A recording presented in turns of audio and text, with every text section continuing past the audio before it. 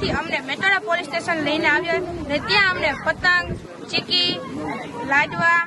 અને દોરી પણ આપેલી છે અને અમને ખાસ નોંધ આપી છે કે ચાઇનીઝના દોરા વાપરવાથી સાવધાન રહેવું, જ્યાંથી તેનાથી ગળા પણ કપાઈ શકે છે અને અમને સાયબર અવેરનેસની પણ પતંગ આપેલી છે.